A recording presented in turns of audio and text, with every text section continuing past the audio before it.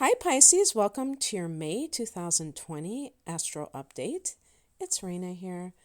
So, this is a month where you might be dealing with family members, and depending on how you get along with them, you can decide whether or not that's a good thing or it might be challenging. There may be some kind of central event that is bringing you together with them. The sun is in the third house until the 20th, and the sun brings positive energy, so it's not something bad in the area of siblings.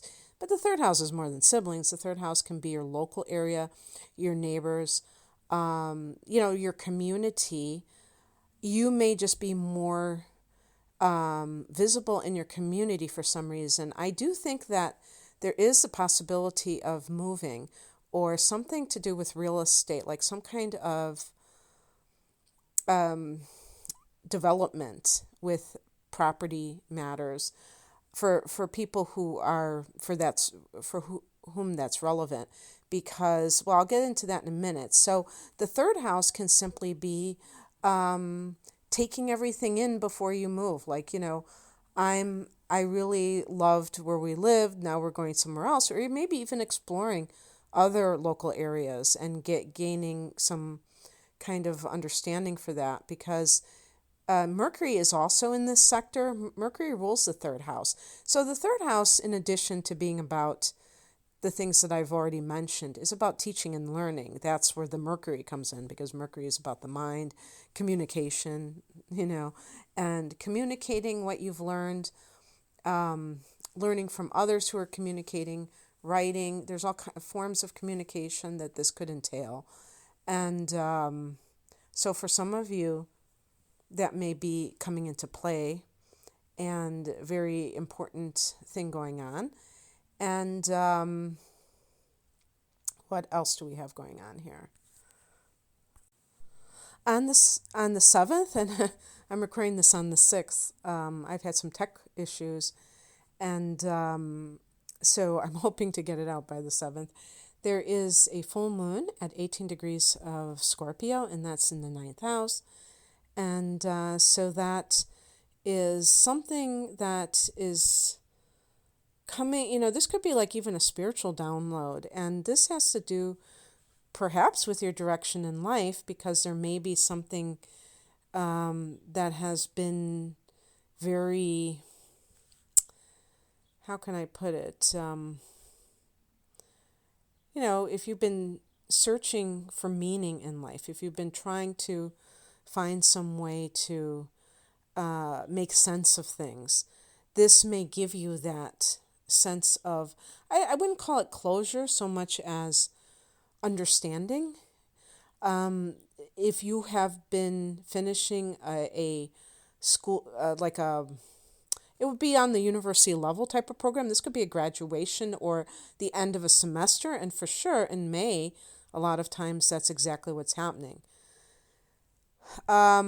Something to do with travel plans. Maybe they are finalized or ending. Of course, I don't know how many people are traveling nowadays, but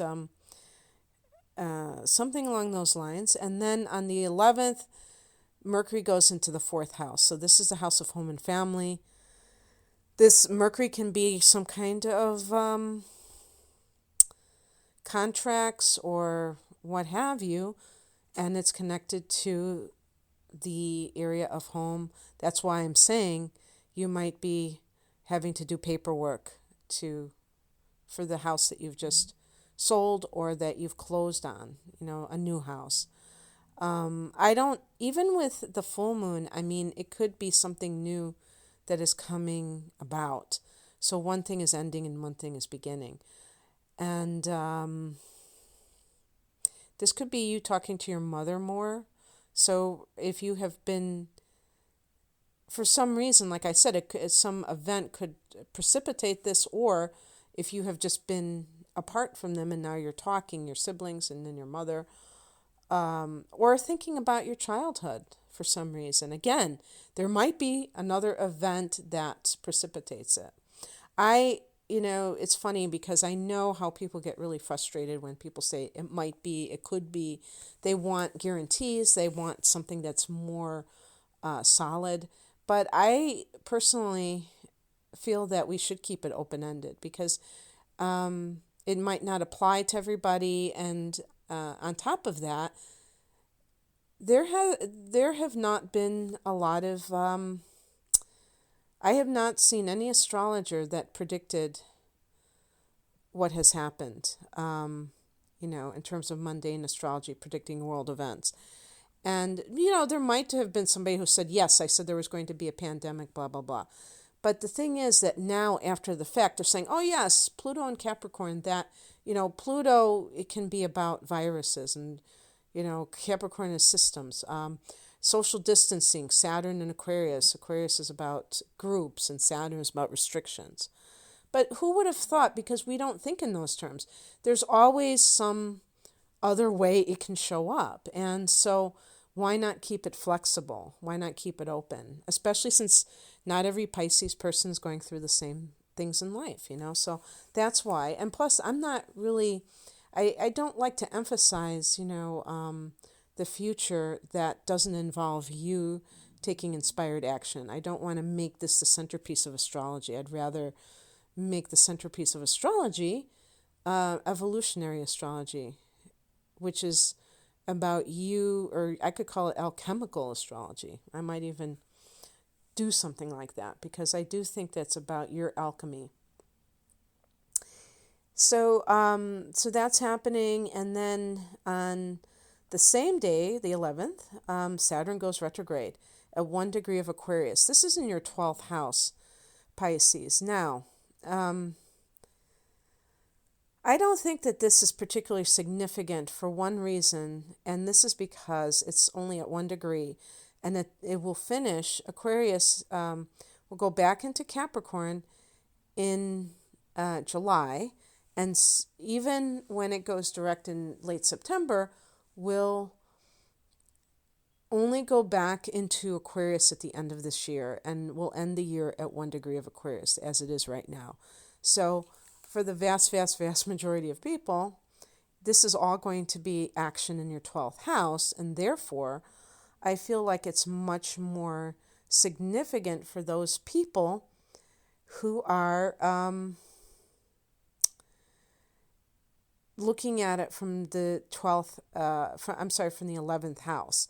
So I'm going to note that Saturn is retrograde here, but I'm not going to really make hay over it, okay? What you can do is, if you're interested in learning more about Saturn in Aquarius, I've already done a video on that, and you can check my channel. If you're not subscribed, you can just check my channel. If you have been subscribed, you should have received it, but you never know. So, but just check out my playlist. It should be there. Sometimes, they don't get added, so you can always type it in manually. But I think that's going to be more influential in 2021. Right now, just looking at it from the perspective of being in the 11th house, in the 12th house, I think that because you rule the 12th house, Pisces, this can be the best Saturn in the 12th transit of anybody. Because in general, I would say this is the dark night of the soul.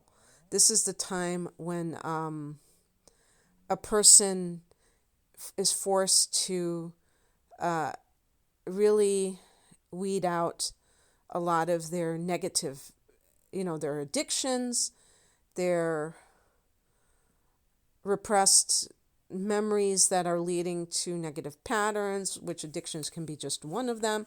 And, an example is somebody can have an addiction, and it's because they were the victim of childhood abuse of some sort that they have repressed. And they never made that connection. They were just trying to blot out their pain. Now, is it always necessary to do that in order to get to that place of healing? No, maybe some people are able to keep it more superficial and still quit drinking, quit using. But it always helps that you see why you do what you do. Now, I could be describing the eighth house more when I talk about that, which is another house associated with addiction, by the way. But what I see with the 12th house is our karmic patterns. Saturn is a karmic planet. So in the 12th house, these are very well-worn patterns that come from other lifetimes. And what I believe happens, and is part of the reason why Pisces kind of like can sometimes resonate with the idea of being a victim, is because the 12th house is about victimization. It's about, Neptune, your ruler, and your sign are associated with sacrifice. And, it's kind of like Christ. Was Christ a victim? So, we can say, oh, well, Jesus, sacrificed willingly. Well, is that really true? I mean, did Jesus have a choice to be on the cross? So the thing is that it's kind of like a paradox. It's like both at the same time. It's like you might feel like a victim, but at the same time, you're a willing victim. They have a saying, there are no victims, only volunteers. And I'm not talking about Pisces, you're a victim that you want to suffer, although that's a covert narcissist, and there are those, the martyrs, the people that want to suffer because they think that people will feel sorry for them and that people pitying them is a good thing. So that I'm talking about just this, you may have a romanticized idea of what sacrifice is, and it involves you having to give up your life for somebody else. And, not necessarily your physical life, but all of most of the pleasure in it, for instance. And this is the house of suffering. So the real illusion in life, one of those real illusions, is the idea that you can suffer enough to make somebody else happy. It just doesn't work that way. So the more that you can learn to honor yourself, love yourself, you can avoid that tendency. And at the same time, you will be the best healer possible, because you're a natural healer. So you're a natural empath who really wants to make other people happy, whole, yada, yada. And so the Saturn transit through this house, for you particularly, I think Pisces is going to force your hand in that regard. And also look at the past lives. Now, easier said than done, because unless you have that ability or you enlist somebody to help you with the Akashic records or what have you. But just being able to, because Saturn is about foundations. So on a more, I don't want to say mundane, because this is not a mundane house, but on a more practical level, this is not a practical house. But, establishing a very solid spiritual practice or practices that ground you, but also stabilize your spiritual gifts. So this could even be for those who are not currently in the healing profession, or one area of the healing arts, that you actually pursue this, because Saturn rules the 10th house of career. So there could be that connection to career goals that have 12th house, connections to it. But I could see a lot of you overcoming your inner demons. Again, that sounds like 8th house too, but this is, like I'm saying, long time karma, things that you've brought from other lifetimes, attracted certain parents and conditions to work them out. And you might say, okay, I've been there, done that. I don't need to go over old ground again. It's kind of like an ex-lover that you don't need to see anymore because you realize there's nothing to be gained here. Mars goes into your sign on the 13th. So that's the first house of the self. And this is another reason why, if there's something going on with family, I think you're going to act differently. You're going to, I was going to say, demand your rights in some way. Because usually, as I said, you might be more willing to just hand over your rights to somebody else if they are vociferous enough, if they're, in your face about it. And this can just give you more physical energy. So you may just want to be more physically active at this time. On the same day, Venus goes retrograde in the fourth house of home and family. So if you've been trying to buy a house, sell a house, if there's some kind of a thing with housing and maybe even the funding to come through and something falls through, don't worry, because Venus has a very quick transit and the retrograde as well. Venus goes direct on the 25th of June. So it may be a snafu in that regard. Just know that also with this is that there's a shadow period afterwards, but I personally feel like once a planet goes direct, I feel like everything is, a lot better than it was. And this can also, if you've, with Venus having been in that fourth house, it's funny, I didn't see where it said, I guess Venus is in this house up until that time. So talking about the mother, talking about the past, there may be something that where there was a truce or you just are just enjoying this relationship and then something goes a little bit inharmonious. But I think that this is really bringing up your sense of self-worth in this area and how it relates to childhood. So I think this is going to be a month of a lot of deep ideas, for you, including that full moon in Scorpio.